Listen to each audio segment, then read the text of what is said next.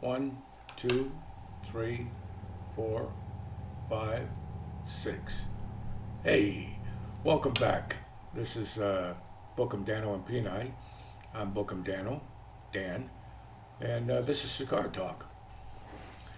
What we're going to talk about today is $500 you could live in the Philippines? Well, do you really believe that? Well, if you want to live like a Filipino, you can live off of $500 a month, Philippines, if that's what you're doing. But that may involve a lot of other things. So let's not get this wrong. I'm not saying you can't, but there are a lot of things that involve you just living off of $500 a month. You're going to leave the States and come to the Philippines, meet a asawa, or start a business, which you have to have an asawa to have a business unless you have a business visa. To have a pig farm, have a flower shop with flowers and sell flowers and plants, or you got to have cows. Okay, you got to have the business, right? You got to have has to be in your asawa's name, unless you have a visa, work visa. But technically, can you live off of $500 a month? Well, I guess you can. But you know, the important thing is, in reality, is, are you retired if you are? You know, most of these guys that I hear saying that they live off of $500 a month, that I've watched these videos, they're not retired. Okay? I'm retired. I'm 70 years old. I happen to be retired, so I made a big move to come here to the United States to move everything and sell everything I have and come here with my asawa. My wife's a nurse, and we came here. She's Tagalog. She speaks Tagalog. She's from here. And so we decided after 5 years of marriage that we'd come here and live. We did. We bought land. She bought the land. I can't own it. And we built a house. And we've been together all going on 10 years now. But in reality, can you? I mean, the government put out a bolo, or what you call a informational thing, that if you're an expat or you're a foreigner coming to the Philippines, you must have stable income, financially solvent, and have an emergency plan for health care. And what you don't hear a lot of these guys talking about is that emergency care. Anything can happen in the Philippines. You know, whether you live in the province, whether you live in the city, where you live, wherever you live. I hear about expats and foreigners getting in bike accidents and dying. Okay, so it can happen. Anything can happen. But you can say, well, anything can happen. But are you prepared? You know? And I'm just reacting to these videos that I see that someone says they can live off 1,000 or 500 a month. You want to live like a Filipino, you can. Nobody says you can't do it. But is it realistic? Everybody's situations are different. So what I'm saying is, if you want to do that, you can. But I don't know if that's really living. Yeah, you're living. Maybe you enjoy that, having little means. But realistically, when you watch all these vloggers and it looks so amazing and it looks just so magical, and they're telling you they can live off of 500 a month, but you don't know how they really live. All you're seeing is a piece of their clip, a piece of their little half hour or hour video on how they're living on $500 a month. You're not really knowing their real life, what's really going on, you know. But can you? I say technically you can. I'm not saying that. But see, let me just make this clear. This is my opinion, okay? I'm retired. There's two types of people that come here to the Philippines. There's the retired type, okay, that actually come here to move and live their life and live here for long term, get an SSRV, and they're a permanent resident and they live here retired. And then there's those that come here and get extensions every 3 months, 2 months, 3 months, 6 months, and then do it all over again, go out and come back. That costs a lot of money to keep doing that. Extension. Are you a tourist or are you really living in the Philippines? Technically, you're living in the Philippines, but you're just using the visa, tourist visa, as an extension to live here in the Philippines. And it's funny how most countries are cracking down on them.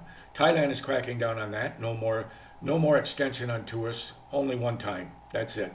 No more going across and coming back, getting 6 months and doing it all over again. Can't do that. Philippines is the only one that you can right now. But they do ask you, what are you doing? What are you going to do? What are your plans? Why do you keep getting extensions if you're a tourist? Because Thailand said that most of the tourists are here only 2 weeks to 4 weeks. That's it. Then they leave. So they stopped all their extensions because they're not losing any money, but they're going to keep the people that are taking advantage of the visa and keep extending it to stay where they are. Now, whether the Philippines does that or not, I don't know. But see, I'm retired though. I'm actually retired. I'm 70 years old. Okay? So there's a big difference. You know, like I said before, there's two types: the types that actually retire to the Philippines and those that come here and pretend they're retired by getting extensions on their tourist visa. They're just a tourist. Okay? We being retired, we don't get any exit clearances. We don't need that. We can come and go as much as we want. If we want to leave and go back to the States or go somewhere else, we can do that and come back. Nothing impedes us. But if you're a tourist, you have to go out and come back every 6 months if you're in the Philippines. We don't have to do that. So it's not that I'm being negative about that, but I'm saying realistically, think about it. Do you have an emergency plan if you're here and you're living $500 a month? Do you have an emergency plan to pay all those medical bills? Or are you accepting the fact that you hope you're not too bad off where you can fly back home and get help? The government of the Philippines has put out on their website that there's a large bunch of expats that can't pay for their medical and they die here because they can't afford going back and they're too sick to fly. That's what happens. That's the reality. You don't hear this from expats on a lot of blogs. You don't hear that very much. And since this is Cigar Talk, this is a Hoya de Monterey. Very good cigar. Nice smoking cigar. This one here is an Olivia V series. Milano. Very good cigar. Torpedo. Maduro. Very good, man. Oh my God, this is a good cigar. I'm smoking that next. But think about it. Let's be realistic. All the hype and all the girls and all the touristy areas like Dumaguete and Angeles City and all the girls that are around, and if you're single and you want to come here, fine. Most of them are all tourists though. They're not retired. Okay? And if you are retired, a lot of them are still on a tourist visa, getting extensions every month, or every 3 months, or every 6 months, and have to go out and come back. But Thailand stopped that. So you got to be thinking, will the Philippines stop that? They're for tourists here. They want the tourist people to come, and so does Thailand. But they don't want them to come and take advantage of their visa process, because most tourists, which is the word tourist visa you get for free when you first come, is only for 30 days. So 3 days before you leave, you have to get an exit clearance to show that you haven't done anything wrong, and then you're clear, they stamp it, you got it, and then you can leave on the date you're leaving, 3 days before you leave. So it's something to think about, to be real, to live in reality. What I'm saying is, because health is very important, and that's one of the things the government of the website says. Try to look at the government website and do your research, okay, as to what it takes really to come to the Philippines, and what your different options are when it comes to SSRB. There's 4 options, I believe, and then there's just the tourist visa, which you can keep getting extensions for whatever reason, but they will question you and ask you why you're getting extension. You may say, well, I want to see Baraka. I haven't seen that yet. I haven't seen Baguio yet. I haven't seen Sarago yet. These touristy places. But think about that now. That's important. So in no way am I kind of like downplaying that you can't be here for $500 or $1,000 a month, but it's not realistic. And if you're honest with yourself, you're lowering your standard of living because you're not at age to retire yet, so you have no pension. And that's something to think about, you know. Can you adapt, and can someone adapt to want to live in the province and sell plants or sell pig farms with their sasawa? Sure, they can do that. But don't listen to all these vloggers that say you could live on 1,000 or you could live on 500 a month. Don't do that. If you're really thinking to coming to a third world country, two things you need to be aware of, and that's why I'm putting out this information again. You need to be aware of your health. Do you have a health plan? Does your health plan from the States cover you here? There isn't one that I know of, okay, unless you're military. But then they got to file a claim to get paid for that. But like us, we had to get a health plan, an emergency health plan, because it adds up if you go to the hospital for something serious like a heart attack or something, and you're in the hospital and the bills are adding up. Because here in the Philippines, you got to have your asawa or somebody you know go down and get the money and come back. If you need medication, she has to go down and get it. If you need x-ray, she has to go down and get the money for the x-ray. Everything is pay as you go here in the Philippines. Something to think about, you know. So be aware of that, you know. I use the word knuckleheads because to me it's a knucklehead. It's somebody that thinks that they're just going to come here and find some girl, stay on a farm, or go in the city and find a small, easy place to live, a little shack or a little building, you know, and they're going to live. Well, maybe they can. But is that really living? You know, especially if you don't have the money for your medical. And like I said, the government of the Philippines, if you go on their website, those are two things they mention you must have before you come here. And of course, with all these vloggers telling you how they can live, you're thinking, oh, well, I can come there. But think about it. Can you live on $500 a month? Do you want to live on $500 a month, 500 pesos a month, or $500 a month? Okay, that's only 500 US dollars is only, depending on the exchange, about 30,000 something dollars, pesos. So if you're living just on 500, I don't know if that's just your rent or if it's just what you're spending for the whole thing, because maybe your girl already has a place, okay, and you're living with her and living with her family. Who knows? But I'm just saying, be aware of this. It's not that it can't be done. It's this is that for you though? Is that what you really want to do? Or do you want to at least have some kind of comfort in life, you know, then adjust yourself to a lower standard than what you had in the States? Because already coming here, you already do in a lot of many senses.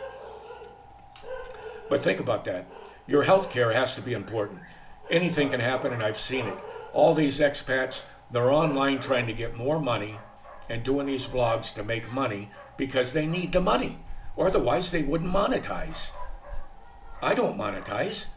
I don't want the money. I don't want the knuckleheads that comment on this and that and argue and gonna take down you, try to strike you with tube and I don't need any of that. I only put these out as an informational entertainment thing. So think about it. Be reasonable. Use common sense. Be honest with yourself. Can you live in the province and just on $500 a month? Is that what you want to do? Maybe it's not for you. So think about that. Don't get that stuck in your mind. Oh, wow, I could go live there for $500 a month. Well, I mean, I guess if you do, you do. So think about that and be reasonable when it comes to things like that.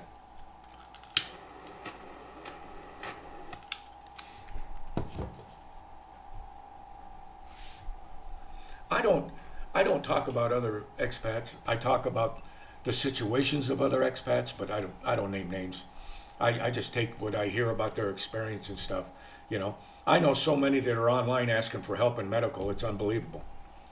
And if you're on the internet enough here on the YouTube and from across the broad and you're watching, you'll see there's a lot of them that are trying to make money and they want you to buy them a coffee and do them a super chat and donate to them, and they got GoFundMe pages because they're medical, they can't pay their medical, and they're stuck. They can't leave. They don't have the money to go back.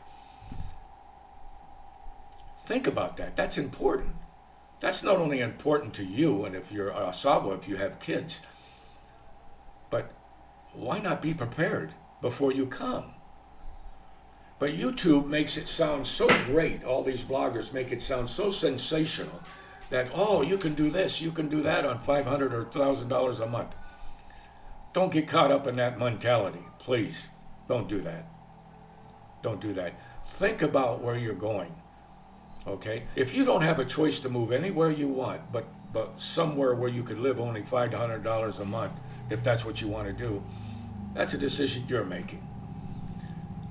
But hope that nothing happens medically. And that's what the government says. They have a list of expats that fail to have a substantial amount of money financially to come here and medical insurance for emergency. That is a fact. So think about that. Can you live on $500 a month? You probably can. But do you have the insurance for an emergency? For your wife, your kid, for yourself if something happens. You can get dengue. You can get bit by a snake. You can break an ankle. And maybe it gets infection. I've seen guys on here, man, that got a cut on their foot and they're going through the water and shit, and they think it's going to be okay, and all of a sudden it starts to swell up. And they had to have their foot taken off, their toes. Then they had to have their ankle taken off, their foot completely. This is real stuff that goes on here in the Philippines, man. It's a reality. Or if you're driving a trike down the road that you go down all the time, and it's wet and slippery in the province, maybe, in the dirt roads that are there away from the city. You can slide and hit a tree. There's just another expat that got in an accident the other day. They're gone. They're dead. On a bike. You get so comfortable riding these motorcycles, but these guys here, the Philippine people, have been riding them since little age, from a small kid. Now maybe you drove one in the States, but it's completely different because of the laws there. Here, you just go, man. You go, and no speed limit. So, it's just something to think about. It's important that you don't get yourself mesmerized by somebody saying that they could live off of $500 a month or $7,000 a month. Remember, there's less than even a 1% that live off of $500 or $1,000 a month. The government of the Philippines says there's a lot of homeless foreigners. Why is that? Because they listen to the same thing that these vloggers are saying, that you could live off $1,000 or $500 a month. And maybe they had a little more than that, but they didn't have insurance, man. When something happened in an emergency, now they're in bed and they're dying. And I can name a lot of them. I've seen it. We've been here 5 years, and I've seen a lot of it. So don't get swayed by that you could be here for $500 a month or 500 pesos a month or whatever it may be, 1,000, or they say a month or something. I'm not going to judge anybody, but, is it realistic? Because a lot of people from abroad watch what we do. Not me, or, they watch what vloggers do. And they're always making it seem sensational with the girls and the area they live in Dumaguete or Makati or BGC and Angeles City. Angeles City is great. I go there once, maybe twice a month just to go talk to a couple guys. I have no friends here that are expats. I have acquaintances. None of them are my friends. I don't have one of them that I would have come here and stay in my house. Not one. I don't know them. I don't want to know them. They're just acquaintances because we have something in common. We're in the Philippines and we're retired here, some of us. Some of them aren't. Some of them are just on a tourist visa. Some come here for 6 months, leave, then they come back and live 6 months, and then they go back and leave, depending on their situation. But be realistic. Are you ready for an emergency that happens to you at any time? I think what happens is we think we'll be okay. We don't think about what's going to happen. We don't want to think about it, but it happens. And the government, like I said, of the Philippines, if you go on their site, on what a foreigner should do if they come here, they'll tell you straight out. Be financially stable and have an emergency hospital plan if something happens. It's something that's not talked about a lot. And that's why I say it isn't that you can't live on $500 a month or $1,000 a month. If you want to do that, you can. But most of these guys that say that, they're not retired. Okay? So there's other reasons why they came here than just, I'm going to come here and live off of $500 a month or 500 pesos a month. You know? There's more to it than just that, realistically. So I'm just putting this out as an awareness thing, you know. Be reasonable. Be prepared. Don't be ignorant. Have a plan, emergency plan for your health if something happens. You could be the healthiest in the world and come here and something can happen. Are you prepared for that? Or do you just put it off? Nothing's going to happen. I see it all the time, these expats, and it costs money being in the hospital. And are you close to a hospital? If you're way out in the province or you're way out somewhere, are you close enough to where there's time for them to get you and take you to the hospital? These are contingencies plan you got to have. These are things to think about. So I'm just bringing that up just to give you some food for thought. It's very important. When I came here, I did my research before I met my asawa in the States. She was a nurse. Before I met her, I was watching the Philippines, man, and Thailand, and I got the bug. I says, oh man, it's beautiful. But I watched a lot of it, and I understood to take what I need and what's truth and what isn't, because you're going to get a lot of misinformation in the Philippines from these vloggers. So don't take it for outright truth what they say. Do your own research. And if you came here without health insurance, with an emergency plan, and you're not financially stable for an emergency, well then, you're not prepared. You're just banking nothing's going to happen.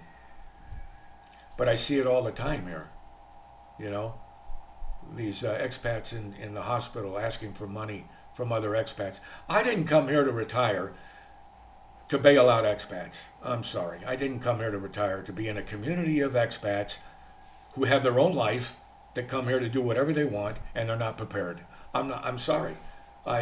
When Jesus saw that guy up against the wall, the beggar up against the wall, he said he felt pity for him. He didn't say he felt sorry for them. He said he felt pity for them because they have the will to do better than they are. So think about that. I mean, I don't have any. I have sympathy, but I have pity for those that find themselves not prepared, end up in the hospital, and then they're on YouTube because they got a channel with how many viewers or whatever, and they want them to help them and go do a fund me page. I know several of them, they're doing that. And then they want to make you feel guilty that you're not giving them any money, or you're not going to you're going to buy somebody else a coffee, but you're not going to help me. I would never put my life in somebody else's hands. I didn't come here to do that. I'm responsible for myself. So, just something to think about, you know. You can be happy, joyous, and free and not feel guilty about other expats that don't come prepared, okay, because they're individuals, okay. So if you're watching bloggers and you're coming to the Philippines, be aware of that. Be aware of that, because you don't hear a lot of them talk about having a health plan for an emergency.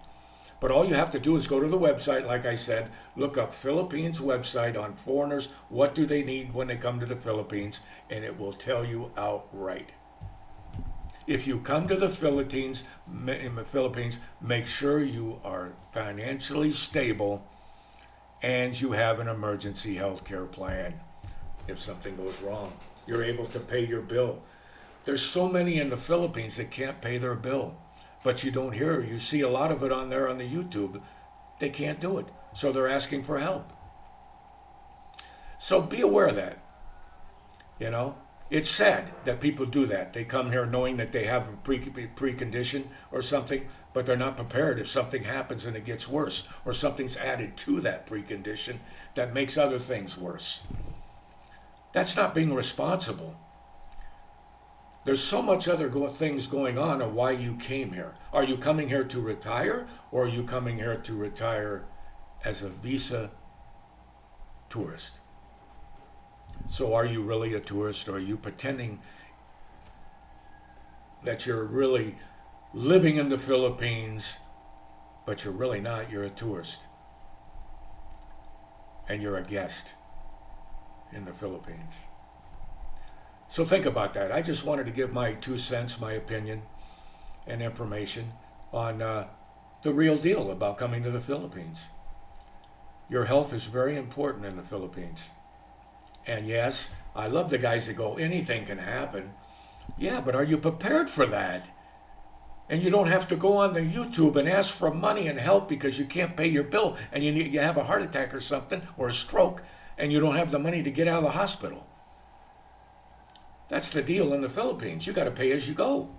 And if you don't have the money, now you're stuck to e-begging on YouTube for people that don't really know you. They only know you from the YouTube. They don't know you. They don't have dinner with you and breakfast and go play golf with you or come visit your family and all that stuff. They don't even know you. You only know them from on YouTube. Oh, you're so great. You're so great. I love your YouTubes, man.